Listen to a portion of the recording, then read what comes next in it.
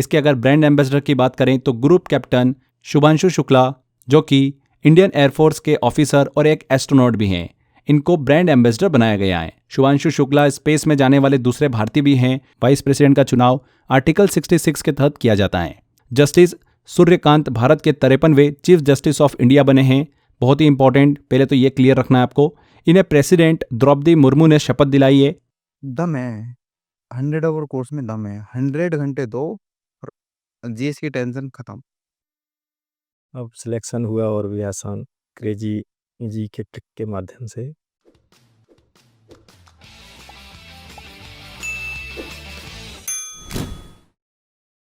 Hello friends, welcome to crazy GK trick.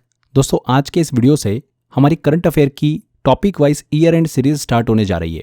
बहुत ही important series है। करंट अफेयर से हर एग्जाम में हमको 5 से 6 क्वेश्चंस देखने को मिल रहे हैं।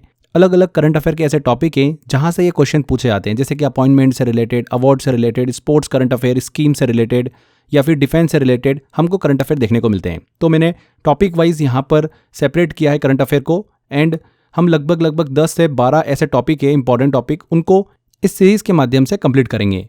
हर एक टॉपिक बहुत इंपॉर्टेंट है। सभी टॉपिक में तकरीबन हम 50-50 क्वेश्चन डिस्कस करेंगे। अगर 10-12 टॉपिक है तो लगभग 600 करंट अफेयर आपके इस सीरीज के माध्यम से कंप्लीट हो जाएंगे। एंड जो एक्स्ट्रा डिटेलिंग में जो बताऊंगा आपको, वहां से भी काफ़ी ज़्यादा इन्फॉर्मेशन हम कवर कर लेंगे। बात करें जो डेटा हमने लिया है, वो लिया है पूरे 1 साल का, मतलब जनवरी 2025 से लेकर दिसंबर 2025 तक का डेटा जो है वो हमने कवर किया है। तो 1 साल का पूरा करंट अफेयर आपका यहाँ पर कवर हो जाएगा। तो चलिए बिना किसी देरी के सेशन को स्टार्ट करते हैं। देखिए, पहला क्वेश्चन लें उससे पहले अगर आप इस सीरीज के सभी वीडियो की पीडीएफ डाउनलोड करना चाहते हैं, प्रैक्टिस करना चाहते हैं क्वेश्चंस की, तो इसका ऑप्शन ओएसएस करंट अफेयर जो पैकेज है उसमें दिया गया है। 2025 के ओएसएस करंट अफेयर पैकेज में भी ऑप्शन है, एंड 2026 का जो ओएसएस करंट अफेयर पैकेज है उसके अंदर भी ऑप्शन दिया हुआ है। करंट अफेयर का one stop solution OSS current affair package, अगर आपने अभी तक एनरोल नहीं किया है तो डिस्क्रिप्शन में लिंक दे रखा है, वहां पर क्लिक कर आप इसको एनरोल कर सकते हैं। पूरा करंट अफेयर, जितने भी मैराथन होती है या टॉपिक वाइज करंट अफेयर होते हैं, करंट अफेयर का वन स्टॉप सॉल्यूशन आपको इसी पैकेज में मिल जाएगा। उनकी पीडीएफ, उनके मॉक टेस्ट, सब कुछ यहां पर ऑप्शन अवेलेबल करा दिया गया है। तो चलो अब पहले क्वेश्चन की तरफ चलते हैं एंड स्टार्ट करते हैं। हाल ही में जस्टिस सूर्यकांत को भारत का 53वां चीफ जस्टिस ऑफ इंडिया नियुक्त किया गया है। सुप्रीम कोर्ट के मुख्य न्यायाधीश की नियुक्ति किस आर्टिकल के तहत होती है? बहुत ही इंपॉर्टेंट क्वेश्चन है। जस्टिस सूर्यकांत भारत के 53वें चीफ जस्टिस ऑफ इंडिया बने हैं। बहुत ही इंपॉर्टेंट, पहले तो ये क्लियर रखना है आपको। इन्हें प्रेसिडेंट द्रौपदी मुर्मू ने शपथ दिलाई है। चीफ जस्टिस ऑफ इंडिया की नियुक्ति आर्टिकल 124(2) के तहत की जाती है प्रेसिडेंट के द्वारा, और परंपरा के अनुसार यहां सीनियरिटी प्रिंसिपल फॉलो किया जाता है। सूर्यकांत हरियाणा के हिसार से हैं, सुप्रीम कोर्ट के जज रहे हैं और NALSA national legal service authority के एग्जीक्यूटिव चेयरमैन भी रहे। वे हरियाणा से बनने वाले पहले चीफ जस्टिस भी हैं। आर्टिकल 124(1) जो है ये सुप्रीम कोर्ट की स्थापना की बात करता है, जबकि आर्टिकल 124(2) जो है ये चीफ जस्टिस ऑफ इंडिया और अन्य जजेस के अपॉइंटमेंट के प्रावधान की बात करता है। तो यहाँ पर आर्टिकल 124(C) ऑप्शन बिल्कुल करेक्ट होगा। अगला क्वेश्चन है, तंजानिया की नई राष्ट्रपति इनमें से कौन है?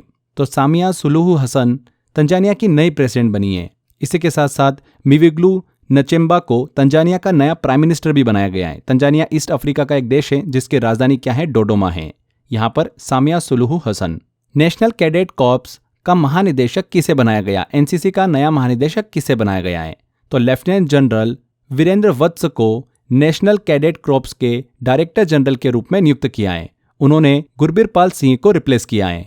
एनसीसी इंडियन आर्म्ड फोर्सेस की एक यूथ विंग है जो कि स्टूडेंट को बेसिक मिलिट्री ट्रेनिंग प्रदान करती है। एनसीसी की स्थापना 1948 में की गई थी। लेफ्टिनेंट जनरल वीरेंद्र वत्स यहाँ पर करेक्ट आंसर है। इंग्लिश प्रीमियर लीग का ब्रांड एम्बेसडर किस भारतीय खिलाड़ी को बनाया गया है? तो संजू सैमसन को भारत के लिए इंग्लिश प्रीमियर लीग ईपीएल का ऑफिशियल ब्रांड एम्बेसडर बनाया गया है। इंग्लिश प्रीमियर लीग दुनिया की सबसे पॉपुलर फुटबॉल कॉम्पिटिशन में से एक है। संजू सैमसन की बात करें तो केरला से आते हैं। इंडियन क्रिकेट टीम में यह राइट हैंड बैट्समैन है। यहाँ पर संजू सैमसन। नेक्स्ट है, यूनेस्को का पहला अरब महानिदेशक कौन बना है? कौन बना है? खालिद एल एनानी। इनको यूनेस्को का नया डायरेक्टर जनरल नियुक्त किया गया। ये यूनेस्को के 11वें और पहले अरब डायरेक्टर जनरल बने हैं। उन्होंने ऑड्री एजुले को, जो कि फ्रांस से आती थी, उनको रिप्लेस किया है। यहाँ पर खालिद एल एनानी। नेक्स्ट क्वेश्चन आता है, राष्ट्रीय पहल विकसित भारत बिल्डाथॉन का ब्रांड एम्बेसडर किसे बनाया गया? तो विकसित भारत बिल्डाथॉन 2025 एक नेशनल लेवल इनिशिएटिव है जिसका उद्देश्य यूथ में इनोवेशन को बढ़ावा देना है। इसके अगर ब्रांड एम्बेसडर की बात करें तो ग्रुप कैप्टन शुभांशु शुक्ला, जो कि इंडियन एयरफोर्स के ऑफिसर और एक एस्ट्रोनॉट भी हैं, इनको ब्रांड एम्बेसडर बनाया गया है। शुभांशु शुक्ला स्पेस में जाने वाले दूसरे भारतीय भी हैं और इंटरनेशनल स्पेस स्टेशन ISS पर जाने वाले पहले भारतीय हैं। वे हाल ही में अभी एक्सियम 4 मिशन के तहत 25 जून से 15 जुलाई तक ISS इंटरनेशनल स्पेस स्टेशन पर रहे थे। स्पेस में जाने वाले दूसरे भारतीय भी हैं, ये भी क्लियर रखिएगा। Group captain Shubhanshu Shukla. B answer. 2026 से 2029 अवधि के लिए BWF एथलीट्स कमीशन का सदस्य किस भारतीय खिलाड़ी को बनाया गया? किसे बनाया गया है? PV सिंधु को। BWF एथलीट्स कमीशन का फिर से देखिए यहाँ पर मेंबर इन्हें नियुक्त किया है। इससे पहले 2017 से 2025 तक वो इसकी मेंबर रह चुकी हैं। अब इन्हें 2026 से 2029 टर्म के लिए दोबारा चुना गया है। इस कमीशन में कुल 5 मेंबर को चुना गया है, जिनमें PV सिंधु भी शामिल हैं। इस कमीशन का काम होता है बैडमिंटन प्लेयर के व्यूज और कंसर्न को BWF बैडमिंटन वर्ल्ड फेडरेशन तक पहुंचाना। यहाँ पर PV सिंधु। सेशेल्स देश के नए राष्ट्रपति कौन बने हैं? तो सेशेल्स के नए प्रेसिडेंट बने हैं पैट्रिक हर्मिनी। पैट्रिक हर्मिनी हाल ही में सेशेल्स देश के राष्ट्रपति बने। इन्होंने वेवेल राम कलावन को रिप्लेस किया है। सेशेल्स की बात करें तो ईस्ट अफ्रीका में स्थित एक आइलैंड कंट्री है और अफ्रीका की स्मॉलेस्ट कंट्री मानी जाती है। पैट्रिक हर्मिनी हाल ही में यहाँ पर नए राष्ट्रपति बने हैं। फिक्की के नए अध्यक्ष के रूप में इनमें से किसे नियुक्त किया गया? तो अनंत गोयनका को FICCI federation of Indian chamber of commerce and industry का नया प्रेसिडेंट नियुक्त किया है 2025-2026 टर्म के लिए।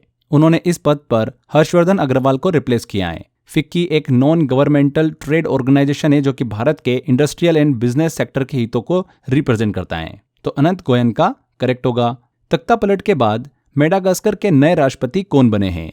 तो हाल ही में मेडागास्कर में आर्मी और लोगों द्वारा तख्ता पलट कर दिया गया। इसके बाद माइकल रेंड्रियानिरीना को इंटरिम प्रेसिडेंट बनाया गया है। उन्होंने एंड्री रजोएलिना को रिप्लेस किया है। यहाँ पर सी आंसर करेक्ट होगा, माइकल रेंड्रियानिरीना। यहाँ पर फ्रेंड्स हम आगे बढ़ें उससे पहले एक बहुत ही स्पेशल ऑफर है आप सभी के लिए। हम बात कर रहे हैं ईयर एंड स्पेशल ऑफर की। ये year and special offer 2 course पर आपको दिया गया है। एक मेरे 100 आवर GS के कोर्स के ऊपर एंड OSS करंट अफेयर के ऊपर, जो कि चलने वाला है 31 दिसंबर तक। आप इसका फायदा ले सकते हैं।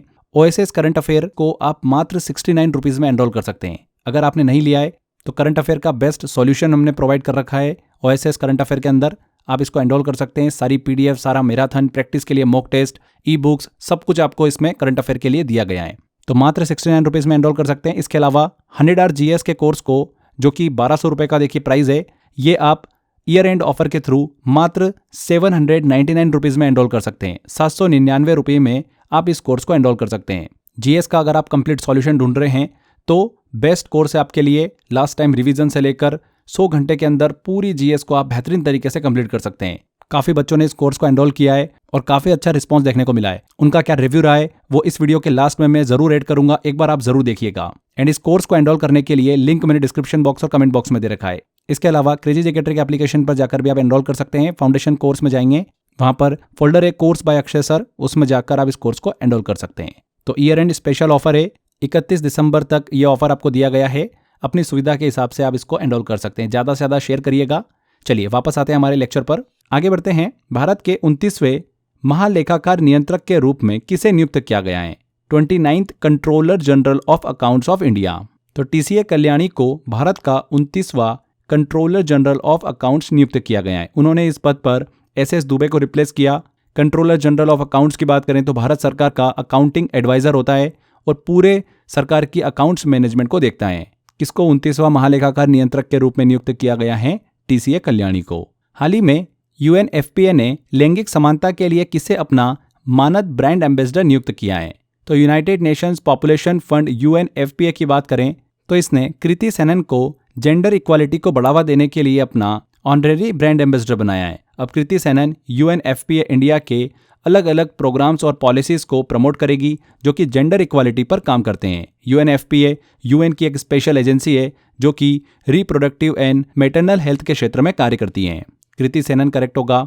अगला है SSB सशस्त्र सीमा बल के महानिदेशक के रूप में किसे नियुक्त किया गया है? तो संजय सिंघल को सशस्त्र सीमा बल SSB का नया डायरेक्टर जनरल नियुक्त किया गया है। उन्होंने इस पद पर AM प्रसाद को रिप्लेस किया। SSB की बात करें तो भारत की सेंट्रल आर्म्ड पुलिस फोर्स है जिसका काम इंडिया नेपाल और इंडिया भूटान बॉर्डर की सुरक्षा करना होता है। किसे एसएसबी के महानिदेशक के रूप में नियुक्त किया गया है? संजय सिंघल को। आगे बढ़ते हैं, अगला देखिए क्वेश्चन है, बॉम्बे हाईकोर्ट के अगले मुख्य न्यायाधीश के रूप में किसे नियुक्त किया गया है? तो जस्टिस श्री चंद्रशेखर को बॉम्बे हाईकोर्ट का अगला चीफ जस्टिस नियुक्त किया गया। हाल ही में कई हाईकोर्ट के नए चीफ जस्टिस नियुक्त किए हैं, एक बार जल्दी से हम नजर डाल लेते हैं उस पर।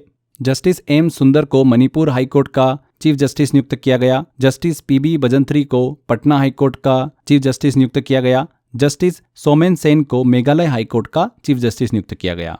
तो ये भी क्लियर रखिएगा, हाल ही में अभी जो हाईकोर्ट के चीफ जस्टिस नियुक्त हुए हैं ये मैंने आपसे डिस्कस करें। अगला है, थाईलैंड के नए प्रधानमंत्री के रूप में किसे नियुक्त किया गया? इंपॉर्टेंट है, अभी हाल ही में जितने भी ये राष्ट्रपति प्रधानमंत्री अपॉइंट हो रहे हैं ना अलग अलग कंट्री के, इनसे क्वेश्चंस देखने को मिल रहे हैं एग्जाम में, इसलिए इन पे थोड़ा सा अच्छा सा हमको फोकस भी रखना है। यहाँ पर थाईलैंड की बात हो रही है तो अनुतिन चारनवीराकुल को थाईलैंड का नया प्राइम मिनिस्टर चुना गया है। किसे? अनुतिन चारनवीराकुल को।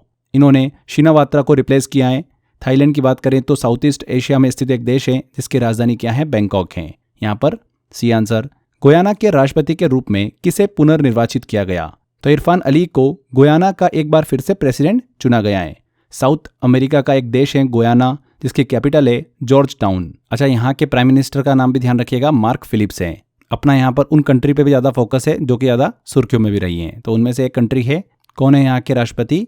इरफान अली। नेक्स्ट आता है, भारत के नए उपराष्ट्रपति कौन बने हैं? तो सीपी राधाकृष्णन भारत के 15वें वाइस प्रेसिडेंट बने हैं। उन्होंने जगदीप धनखड़ को रिप्लेस किया है। वाइस प्रेसिडेंट से संबंधित प्रावधान जो है आर्टिकल 63 से आर्टिकल 71 तक दिए गए हैं।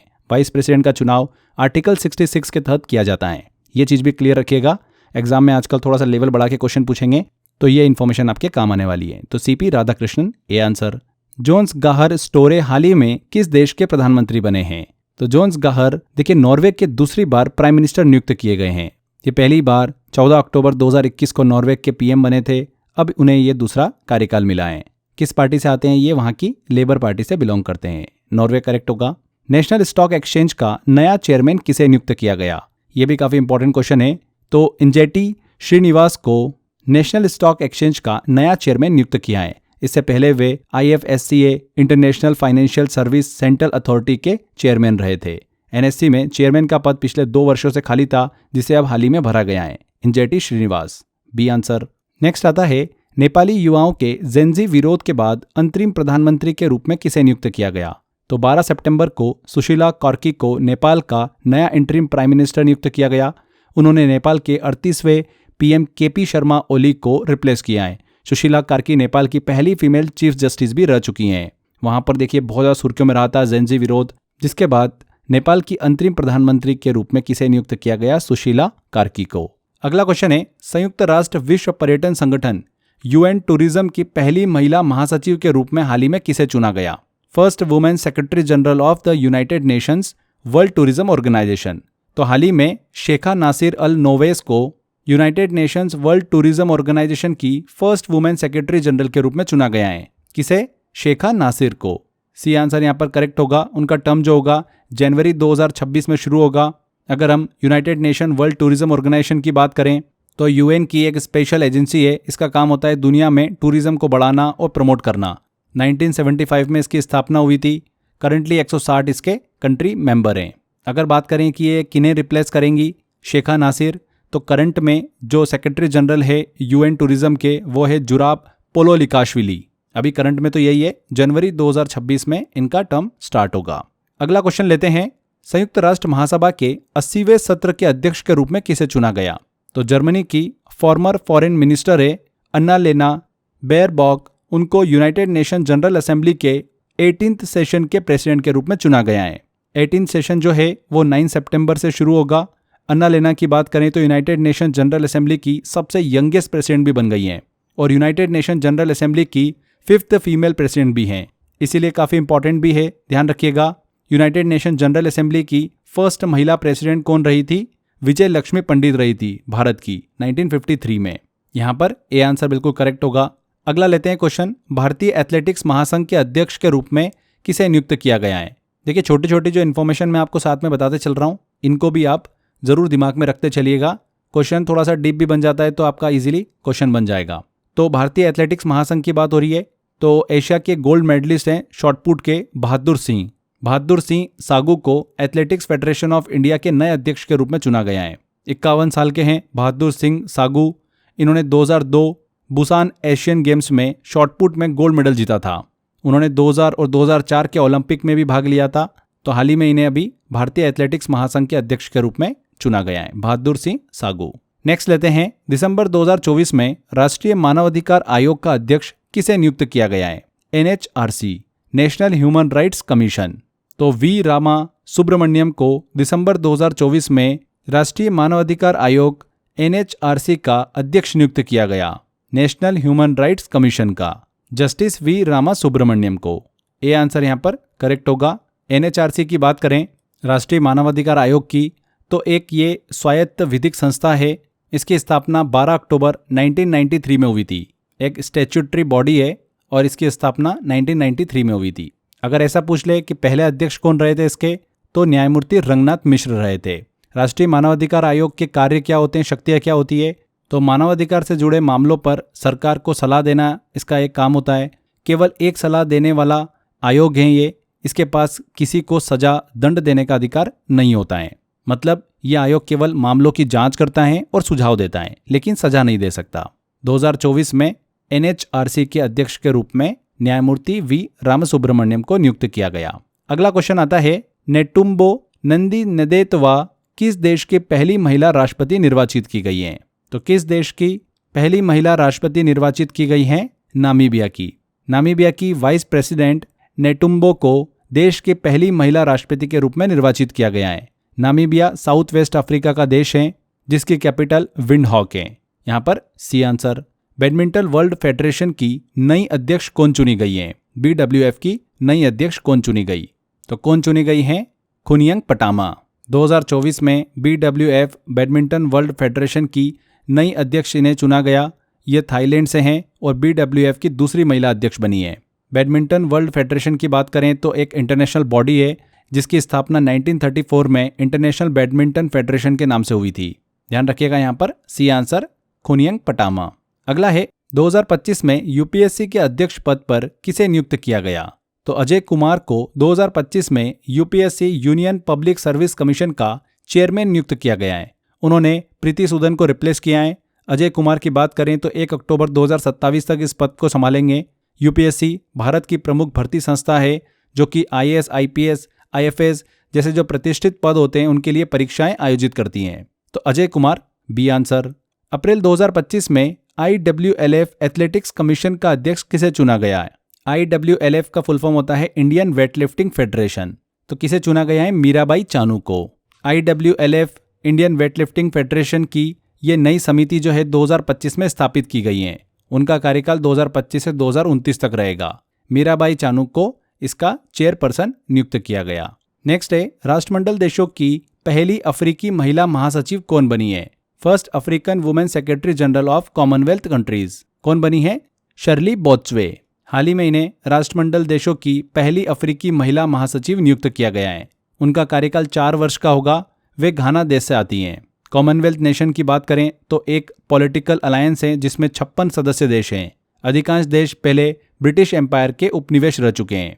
भारत भी इसका सदस्य है। यहाँ पर ए आंसर। नेक्स्ट है, हाल ही में भारत के 23वें विधि आयोग लॉ कमीशन ऑफ इंडिया का अध्यक्ष किसे नियुक्त किया गया है?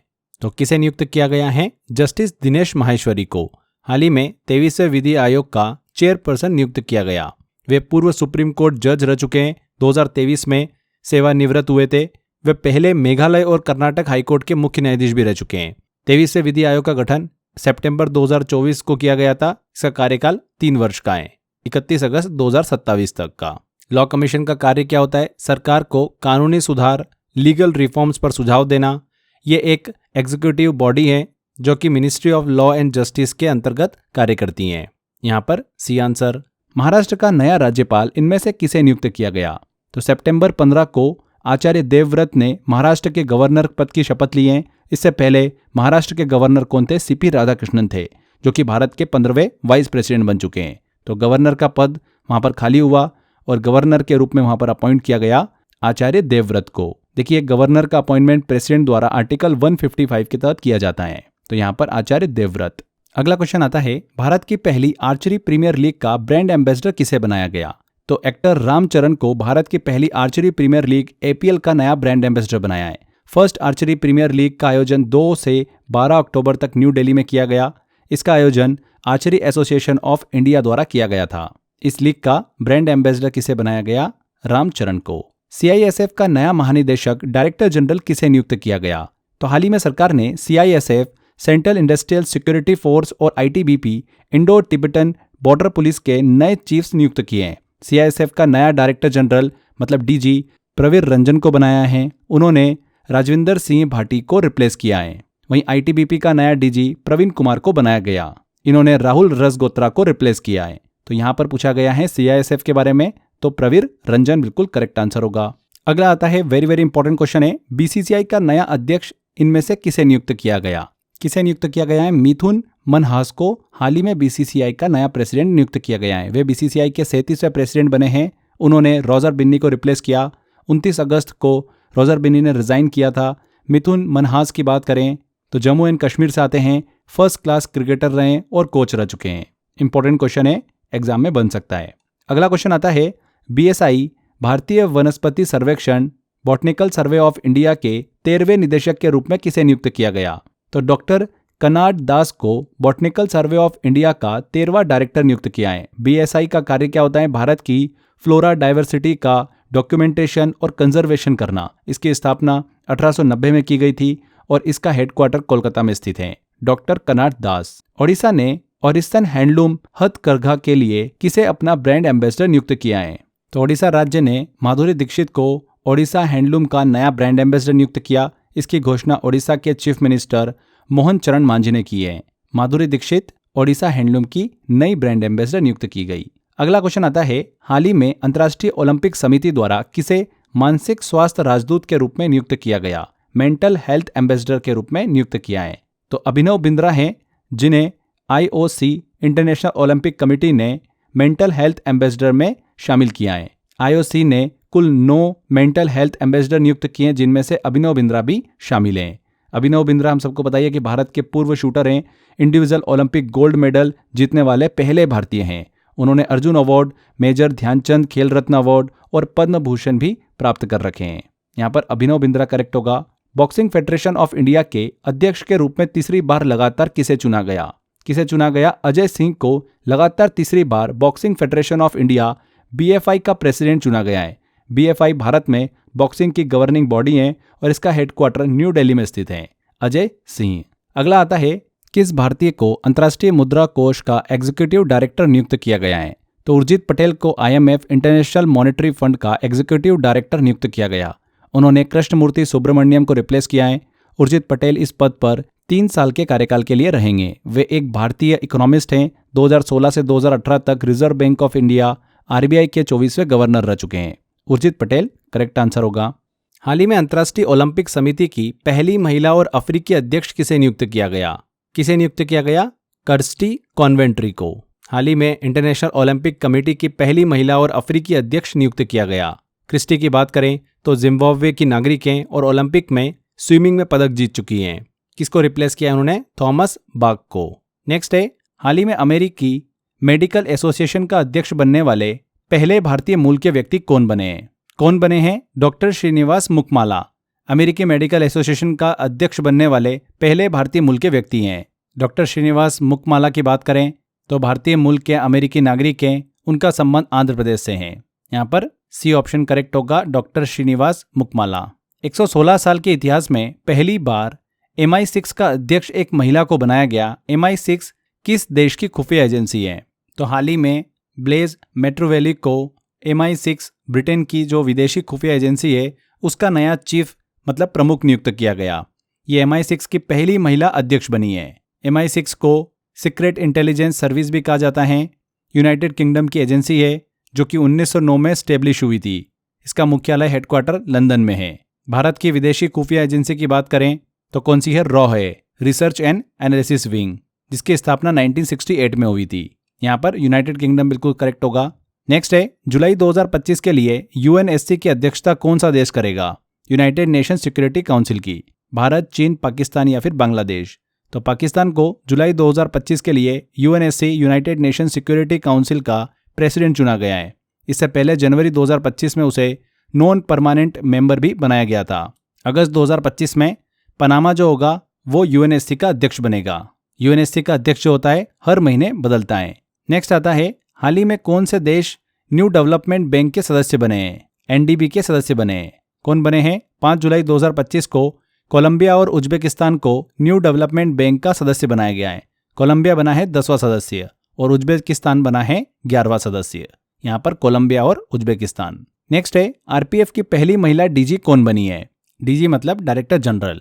तो सोनाली मिश्रा को आरपीएफ रेलवे प्रोटेक्शन फोर्स की पहली महिला महानिदेशक नियुक्त किया गया है। इन्होंने मनोज यादव को रिप्लेस किया है। कार्यकाल इनका रहेगा 1 अगस्त 2025 से 31 अक्टूबर 2026 तक। आईपीएस ऑफिसर हैं। हाल ही में आरपीएफ की पहली महिला डीजी बनी है। D answer. केंद्रीय सरकार द्वारा राष्ट्रीय वित्तीय रिपोर्टिंग प्राधिकरण एनएफआरए का अध्यक्ष किसे नियुक्त किया गया? National financial reporting authority. तो नितिन गुप्ता को एनएफआरए का नया चेयरमैन नियुक्त किया गया है। इन्होंने रवनीत कौर को रिप्लेस किया जो कि एक्टिंग चेयरमैन के रूप में काम कर रहे थे। ये अगले 3 सालों तक इस पद पर रहेंगे। एक रिटायर्ड आईआरएस ऑफिसर हैं। पहले central board of direct taxes CBDT के चेयरमैन रह चुके हैं। एनएफआरए की बात करें तो एक स्टैट्यूटरी बॉडी है। भारत में ऑडिटिंग और अकाउंटिंग की निगरानी करने के लिए एक संस्था है। चेयरपर्सन कौन है? Nitin Gupta. Defence Research and Development Laboratory का नया निदेशक किसे नियुक्त किया गया है? तो अंकति राजू को Defence Research and Development Laboratory का नया डायरेक्टर नियुक्त किया है। डीआरडीएल, ये DRDO Defence Research Development Organisation की एक महत्वपूर्ण लैब है जो भारत की मिसाइल डेवलपमेंट पर काम करती हैं। डीआरडीएल ने आकाश, अस्त्र, नाग जैसी प्रमुख मिसाइलें विकसित की हैं। किसे निदेशक नियुक्त किया है? अंकथी राजू को। C answer. तो यहाँ पर फ्रेंड्स हमारा ये टॉपिक कंप्लीट होता है।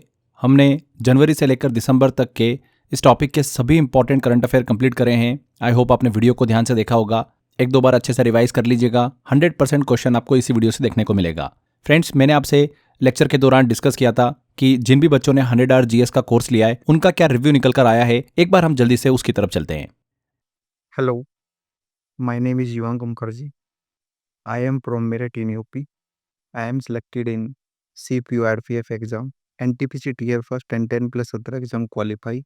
मैं जीएस की preparation crazy GK trick platform से किया हूँ। मैंने अक्षय सर का 100 आवर का कोर्स भी लिया होगा।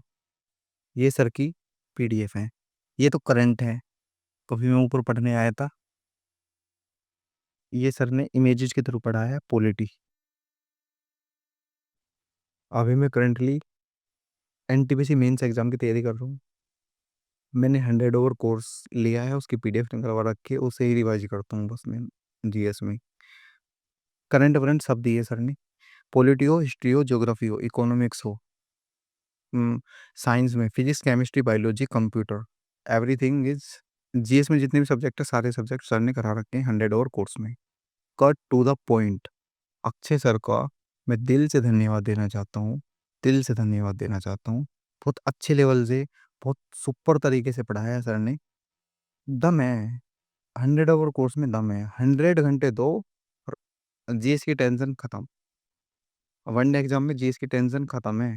उसे ही 10 बार रिवाइज कर लो, उसमें से आएगा भाई। मेरा नाम पंकज कुमार है। मैं बिहार पटना से बोल रहा हूँ।